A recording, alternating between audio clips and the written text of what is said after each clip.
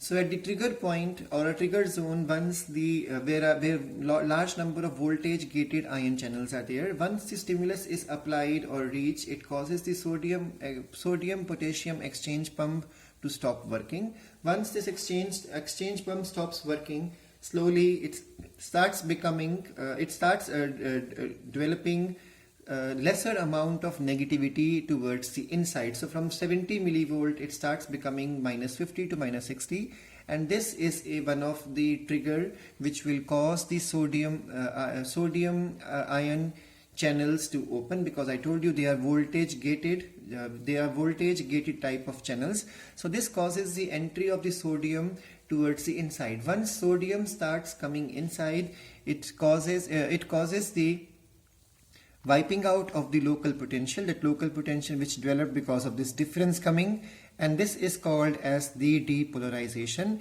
Remember, after the sodium comes inside, what will happen? This value can go up to 20 millivolt to 30 millivolt, and can even go up to the 60 millivolt in sometimes. This is called as the action potential development, also called as the spike potential. It is called spike because it happens for a fraction of a second. It won't happen for a long time. So there will be a sudden peak which develops. This is called as the spike potential. Now, once this potential has been developed, action potential has been developed, it becomes positive inside compared to what it is now negative outside. So the extracellular fluid develops a negative charge, and the inner the exoplasm is supposed to now have the positive charge. Now there is supposed to be, this is called as the depolarized state, and now the conduction of the impulse will start. Now the next thing is the conduction of the impulse. So in the depolarized area, the potential difference is smaller than the nearby area. This starts the local current. So in the depolarized area, the potential difference is very small when you compare with the potential difference which is there in the resting state. So in the resting state area, the difference is huge compared to the depolarized area, or you can say in the polarized area, the potential difference is more. It is highly negative inside and highly positive outside. But in the case of the depolarized area, this potential across the membrane is quite small, and thus it starts a local current. This local current, it will cause the sodium ion channels of the next region to open, and thus this causes the depolarization of the next region. So you have already learned from the NCERT how the local current moves. It moves from positive to the negative side, in the opposite direction on the outside and inside. And now what will happen is now the sodium ion gated channels of the next region will open, and now what will happen? The next region will become depolarized, and the previous region will become repolarized. So this will continue till the impulse reaches the end of the neuron. Now how repolarization occurs, let's quickly go through it. As the sodium ion channels close, the membrane gets more permeable to the to the potassium ion. Now I told you this, the potential will cause only for a fraction of time these channels to open. Once these channels again close, now what will happen? The potassium starts moving outside. Now why the potassium is moving outside? So that quickly the potential could be restored, or polarity could be restored.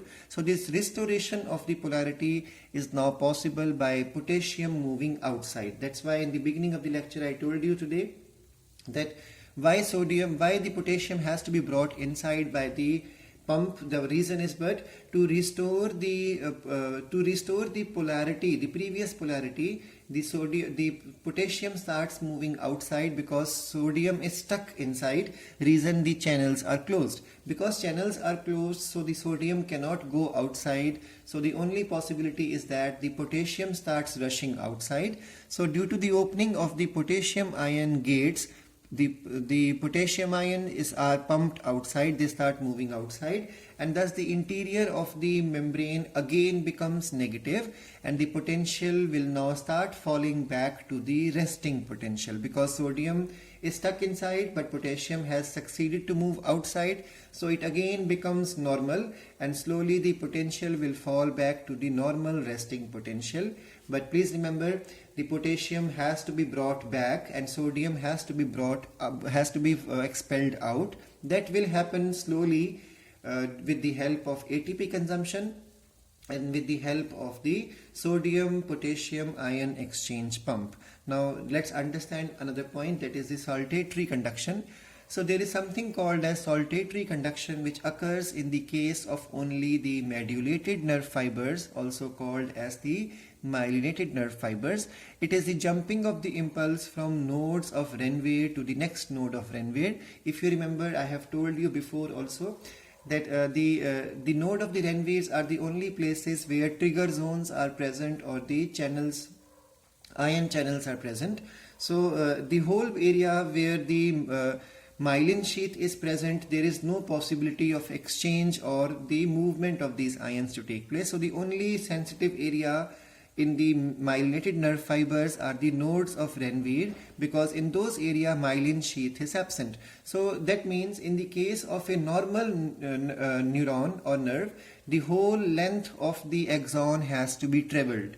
But in the case of the myelinated nerve fiber, the signal has to jump from node to the next node. So it becomes a faster process. That's why conduction of impulse through the myelinated nerve fiber is faster. It is 120 meter per second, and it consumes lesser amount of energy because less distance has to be covered, because the mechanism is a jumping type of mechanism of impulse from one node of Renwier to the next node of Renwier.